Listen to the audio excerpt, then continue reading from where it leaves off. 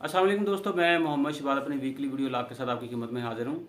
मेरी आप दोस्तों से दरख्वास्त है कि जिन दोस्तों ने अभी तक मेरे चैनल को सब्सक्राइब नहीं किया, प्लीज़ सब्सक्राइब करें, लाइक करें और दोस्तों में शेयर करें। ये आपको एक तस्वीर मेरे ख्याल में नज़र आ रही होगी जो पिछले दिनों गवर्नमेंट ने अपनी 3 साल कारकर्दगी पर पब्लिश की है आवाम के पैसों से। तो उसमें देखिए आपको नज़र आ रहा होगा नीचे लिखा भी हुआ है कि 3-4 जो 5 इन्होंने बड़े काम किए हैं जो शो करने की कोशिश कर रहे हैं कि सबसे बड़ा गरीब दोस्त एहसास प्रोग्राम। ये वही एहसास प्रोग्राम है जिसके ज़रिए बल्कि मोबाइल जो है वो गरीब लोगों को खाना देती है।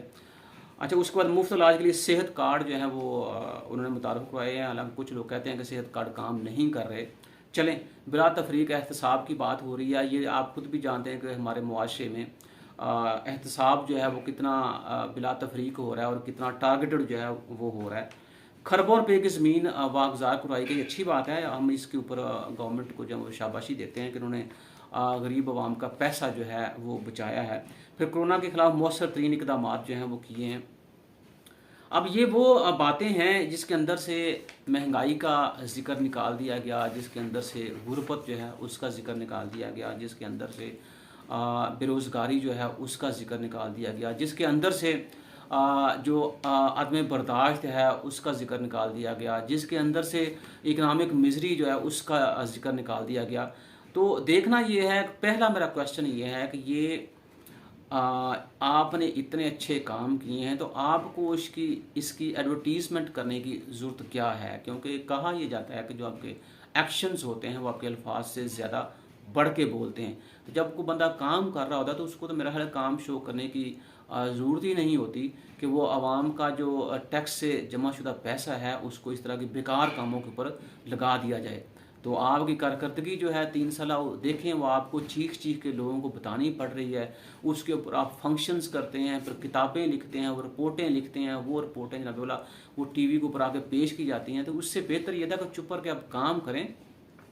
आपका काम जो है वक्त के साथ तो खुद ही बोलना शुरू कर देगा और खुद ही लोगों को समझ आना शुरू हो जाएगी। क्योंकि हम जिस मुल्क में रह रहे हैं यहाँ पे आम, और ये जो गवर्नमेंट जब आई थी तो इनका एजेंडा यही था कि हम जनाब वाला आम आदमी जो है उसको तवज्जो देंगे। और आम आदमी को तवज्जो इन्होंने कितनी दी है वो आपके सामने है कि इन्फ्लेशन वो डबल डिजिट पे चला गया है। मुल्क में गुर्बत जो है पहले से ज़्यादा बढ़ गई है। मुल्क में बेरोज़गारी जो है वो पहले से ज़्यादा बढ़ गई है। अब पता नहीं ये कौन सी इश्तहारबाजी है, ये कौन सी कारकर्दगी है जिसके ऊपर ये आवाम का दोबारा से पैसा इस्तेमाल करके आवाम को लॉलीपॉप देने की या आवाम को चूना लगाने की कोशिश कर रहे हैं। और अगर जो रोज़मर्रा के हमारे मसाइल हैं उसकी अगर हम बात करें तो हम वन बाय वन आते हैं कि देखें आपने इन 3 सालों में क्या किया। कि जो कंज्यूमर आइटम्स हैं हम अगर उसकी बात करें तो तकरीबन जो 10 किलो आटे का थैला था वो आज से 3 साल पहले 500 से 530 रुपये मिलता था, जो तकरीबन 750 पे चला गया है। उसके बाद जब बोला खुर्दनी तेल जो है उसका एक पैकेट जो 200 रुपये से लेकर 210 रुपये मिलता था, आज वो तकरीबन 340 से 350 पे चला गया है। इसी तरह 1 किलो चीनी जो थी वो 55 से 60 रुपये मिल रही थी, जो अब तकरीबन 110, 115 और 120 पे भी कुछ जगहों में मिल रही है। तो अगर इसका राउंड फिगर निकालें तो मेरे ख्याल में ये जो चीज़ों की प्राइसेस भी, ये 3 आइटम्स की बात कर रहा हूँ, ये 80 से 90% बढ़ गई हैं। तो क्या ये वो कारकर्दगी है जिसकी आप बात करें, जिसके ऊपर आप इश्तहारबाजी कर रहे हैं, जिसके ऊपर आप आवाम का टैक्स से जमाशुदा पैसा जो है वो फजूल में आप हवा में उड़ा रहे हैं? उसके बाद आपकी ये अपनी रिपोर्ट्स हैं, मैं को अपने बात से नहीं ये बातें बना रहा सारी, ये पब्लिश चीज़ें हैं जो मैं आपको बता रहा हूँ। मतलब कि अगर हम थोड़ा देखा जाए तो इसमें अभी ये बताया जा रहा है, इस महीने की जो बात हो रही है मार्केट के अंदर, वो कहते हैं 22 चीज़ें जो महंगी हुई हैं और इनकी कीमतों में तकरीबन वो कह रहे 5 चीज़ें ऐसी हैं जिनकी कीमतों में कमी हुई, या 24 चीज़ें ऐसी हैं जिनकी कीमतों में इस्तेहकाम रहा है। 22 चीज़ों में कीमतें बढ़ी हैं और 5 की कम हुई हैं, ये ख्याल कीजिएगा। मतलब कि वो कहा यह जा रहा है कि जो चीनी है वो तकरीबन कुछ जगहों पे 102 रुपये किलो, 105 रुपये किलो, 108 रुपये किलो, 110 रुपये किलो, तो मुख्तलिफ जगहों पर इसके रेट जो हैं वो मुख्तलिफ हैं। चना जो है, दाल चना, वो 120 से बढ़ के 135 रुपये, माश की दाल 180 से बढ़ के 220 रुपये। अब माश की दाल और चिकन जो है उसकी दोनों की कीमतें ऑलमोस्ट एक जैसी हो गई हैं। इसी तरह काला चना जो है वो 108 से बढ़ के 120, काली मिर्च 700 से बढ़ के 825, और दार चीनी जो है उसकी कीमत 475 से बढ़ के 600 रुपये हो गई है। अब ये कहा जा रहा है कि जो वफाकी अदारा शुमारियात है वो ये कहता है कि 26 अगस्त को ख़त्म होने वाले हफ्ते के अंदर महंगाई जो है 0.22% बढ़ जाएगी। तो ये हर महीने में तकरीबन जो रेट है वो यही चल रहा है। तो क्या हम इस कारकर्दगी की बात करें या ये वो चीज़ें हैं जिसके ऊपर आप जनरला शाबाशी ले रहे हैं और आवाम का जमाशुदा पैसा जो है वो एडवर्टीज़मेंट में आप खर्च कर रहे हैं। इसी तरह उसके बाद जब गवर्नमेंट की कारकर्दगी है किसी को पता ही नहीं चला। ये पीछे एक वीडियो में मैंने जिक्र किया था कि सर्विसेज इंटरनेशनल होटल लाहौर 1 अरब 95 करोड़ में फ़रोख्त कर दिया गया है और ये कोई निजी कंपनी है, फैसल टाउन प्राइवेट कंपनी को फ़रोख्त किया गया है। अगर यही काम करना है तो इतनी जो हमने फ़ौज पाली हुई है वज़ीरों की, उनको रखने की ज़रूरत क्या है?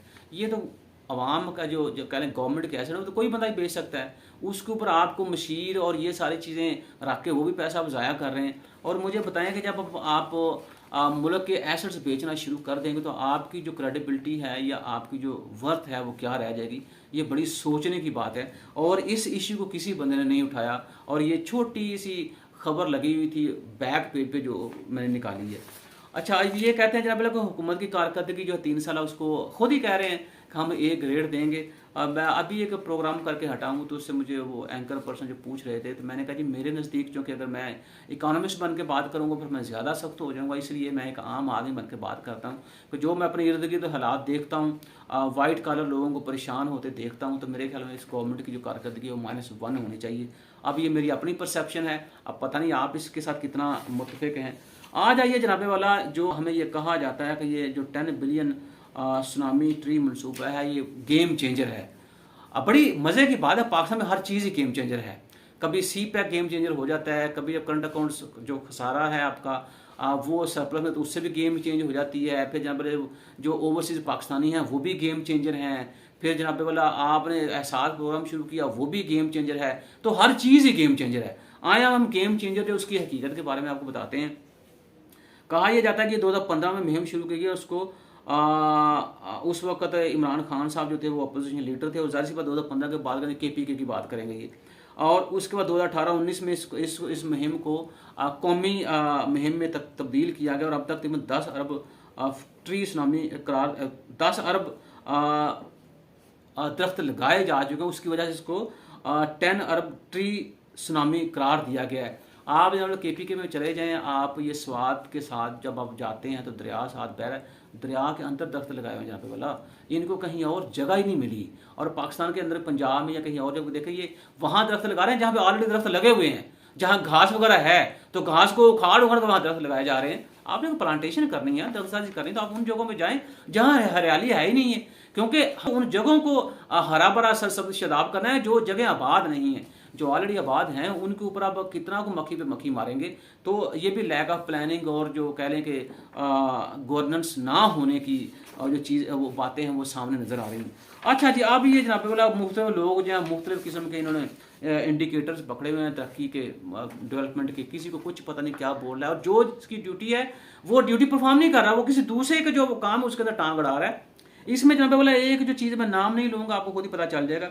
उन्होंने एक इंडिकेटर तरक्की का ये दिया है कि जुलाई में 2021 में मुल्क भर में 1000 सीसी पावर के 4508 यूनिट्स कारों की पैदावार रिकॉर्ड की गई है, जो कि गुज़श्ता जुलाई के मुकाबले में 160% ज़्यादा है। और ये मैं पहले भी आपको बता चुका हूँ कि ये जो ऑटो इंडस्ट्री की बात कर रहे हैं और इसमें जनाब वाला इन्होंने कहा था जी वो मुल्क के अंदर ये भी गेम चेंजर है, क्योंकि हमने बड़ा इसकी तरफ तवज्जो दी है। और मैंने ये बताया था कि ऑटो इंडस्ट्री के प्रोडक्शन में इजाफे से जो आपका स्किल्ड ह्यूमन कैपिटल है उसकी डिमांड में इजाफा होगा, क्योंकि हमारा तो अनस्किल्ड ह्यूमन कैपिटल भरा पड़ा है यूथ पोर्शन के अंदर। चलें, अब उसमें बताया ये जा रहा है जनाब वाला कि गुज़श्ता साल जुलाई में 1728 यूनिट्स कारों की पैदावार रिकॉर्ड की गई थी। इस तरह जुलाई के महीने में मुल्क भर में 1000 सीसी के 6344 यूनिट्स कारों को फरोख्त की रिकॉर्ड की गई है, जो कि गुज़श्ता साल जुलाई के मुकाबले में 286% ज़्यादा है। अब जाहिर सी बात है ये 4508 जो यूनिट्स हैं कारों को जब सड़कों को पर आएंगे, सड़कों का क्या हाल होगा।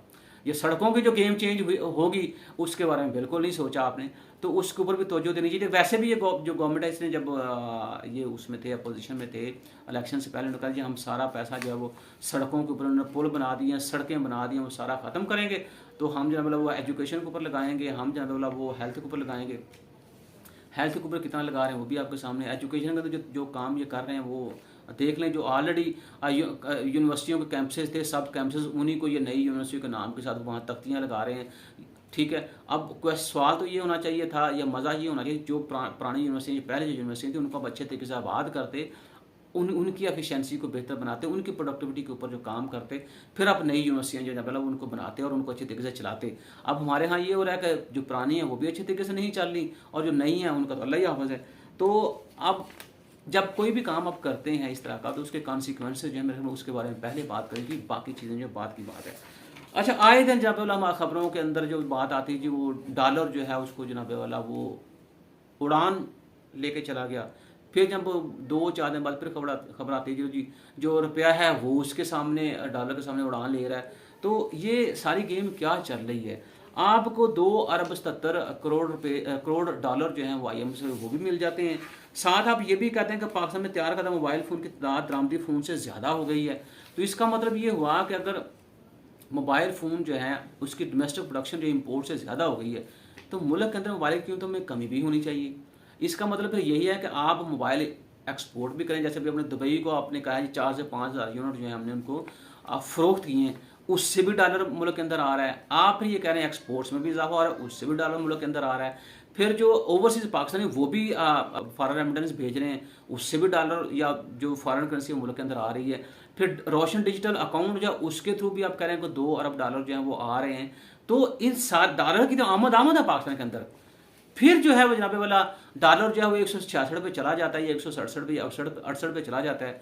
तो फिर आपकी कारकर्दगी जो है क्वेश्चनेबल है कि ये क्या मतलब ढोंग रचाया हुआ है कि आए दिन डॉलर जनाबे वाला वो महंगा हो रहा है। और आपको पता है कि डॉलर के महंगे होने से इंपोर्ट बिल के ऊपर कितना असर पड़ता है, डॉलर के महंगे होने से हमारा जो कर्जा है उसके ऊपर कितना असर पड़ता है। तो ये मेरे ख्याल में छुपन छुपाई वाला खेल खेला जा रहा है कि ठीक है जी वो चीज़ें चल रही हैं, चलने तो हम जो है वो प्रेस कॉन्फ्रेंस कर रहे हैं, ठीक है जी, तो उसके अंदर बुलंदो बांग दावे करते जाएं। वो दावे आप जितने ज़्यादा करेंगे उतना ज़्यादा मेरे ख्याल में आपका इमेज जो है ख़राब होगा, क्योंकि लोग जो हैं वो, या मेरे जैसे निकम्मे लोग जो हम तो ग्राउंड रियलिटी की बात करें, तो अगर लोअर लेवल पे या माइक्रो लेवल पे चीज़ों में कह लें कि लोगों की वेलफेयर में इजाफा हो रहा है, तो चीज़ें समझ आती हैं। अब अगर नहीं हो रहा तो फिर मेरे ख्याल में जो एलीट क्लास है फिर उसी को आप प्रमोट करें। गाड़ियाँ अगर खुद को बढ़ रही हैं तो एक बंदा जिसने गाड़ी ले लेनी वो गरीब तो ना हुआ। जो बंदा 16-17, क्योंकि पाकिस्तान के अंदर जो सबसे छोटी गाड़ी है वो कह रहे हैं सुजुकी की, तो वो तकरीबन 14,33,000 में वो मिल रही है। अब जिस बंदे के पास 14,33,000 होगा वो गरीब तो नहीं होगा, और गाड़ी को ज़्यादा मेंटेन भी करना है, गाड़ी में तेल डालना है, लेके चलना है। तो ये चीज़ें जो हैं ये आप समझें कि लोअर क्लास जो है उसके लिए मेरे ख्याल में इसमें बेनिफिट नहीं है। इसी तरह जनाब वाला आप ये कहते हैं, ये अब तो खैर उन्होंने कहना शुरू कर दी, अच्छी बात है, इनको कहना चाहिए कि इन्फ्लेशन जो है वो पाकिस्तान में तकरीबन आपको कह रहे हैं जी अफराते ज़र जो है अगस्त के अंदर 9% से ज़्यादा रहने की तवक्को है। तो 9% से ज़्यादा रहने का मतलब यही हुआ कि वो डबल डिजिट है। हालांकि मैंने कहा था कि पाकिस्तान का इन्फ्लेशन जो है वो 15 से 17% तक जो है वो मूव कर रहा है, लेकिन चले कोई बात नहीं। अच्छा, उसके बाद जब वज़ारत ख़ज़ाना जो कह रही है, अब देखें हमारी उसमें नाहली जो है उसको हमने एक्सेप्ट नहीं करना। हम ये कह रहे हैं कि मुल्क में इन्फ्लेशन बढ़ने की एक वजह ये भी है कि तकरीबन गुज़श्ता माली साल में ज़र की जो रसद थी वो 34 खरब उसमें इजाफा देखने में आया, कि जिसकी वजह से तकरीबन जो पिछले साल से 16.2% ज़्यादा है। और एक ये भी रीज़न बता रहे हैं कि वो इन्फ्लेशन की है। दूसरा फिर ये कह रहे हैं जहाँ पे वाला कि अशिया और खिदमात का तजारती खसारा अगस्त में 3 अरब डॉलर बरकरार रहेगा। और इस तरह से इसके मुताबिक अशिया व खिदमात की दरामदात रवा माह के अख्ताम पर 6 अरब डॉलर के लगभग रहेंगी। अब एक महीने में 6 अरब डॉलर की आपकी जब इम्पोर्ट्स हैं और आपने 6 अरब में पूरा मुल्क जो है मैं कहता हूँ बेच दिया था, तो ये भी हमें क्वेश्चनेबल है। इसके ऊपर भी हमें सोचने की ज़रूरत है कि ये जनाब वाला हम क्या करते जा रहे हैं। इसी तरह जनाब वाला जो बात की जाती है गरीब आदमी और गरीब आदमी का हमने बहुत ज़्यादा जनाब वाला ख्याल रखा है। और वो गरीब आदमी का कितना ख्याल अब रख रहे हैं कि बिजली के ऊपर जो जनाब वाला 170 अरब की सब्सिडी थी उसमें उसको कह लें कि रिजेक्ट कर दिया। सॉरी, बिजली के ऊपर जो 170 अरब की सब्सिडी मिल रही थी आवाम को, और उसको ख़त्म करने की मंजूरी दे दी गई है। तो आप ये देखें कि जनाब वाला वो बिजली पे सब्सिडी भी ख़त्म होती जा रही है, बिजली महंगी भी होती जा रही है, लोड शेडिंग भी बरकरार है। और बड़ी मज़े की बात है कि सर्कुलर डेट भी चढ़ता जा रहा है। अब ये तीनों चीज़ों को आप मैच करें तो ये क्या कर रहे हैं, या हमें कहीं बता दें कि सर्कुलर डेट जो उसमें कहीं कमी आ रही है सब्सिडी ख़त्म करने से, या सर्कुलर डेट के अंदर कमी आ रही है बिजली महंगी करने से, या लोड शेडिंग करने से सर्कुलर डेट जो उसके अंदर कमी आ रही है। तो फिर मैं क्यों ना कहूँ कि जो भी बंदा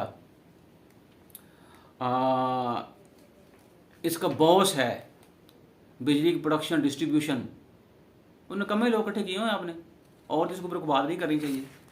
इसी तरह जनाबे वाला आप कहते थे जी हम जब आएंगे तो हम जनाबे वाला सड़कों के ऊपर पैसा खर्च नहीं करेंगे, हम सेहत के ऊपर पैसा खर्च करेंगे, हम जब एजुकेशन के ऊपर पैसा खर्च करेंगे। और अगर आप पिछले 3 सालों में से अब तक देखें तो तकरीबन दवाइयाँ महंगी हो चुकी हैं। कहाँ जाए बेचारा आम आदमी, और कहाँ क्या कहते हैं उसको, कहाँ से इतना पैसा लेके आए कि वो बीमार हो और हॉस्पिटल में जाए।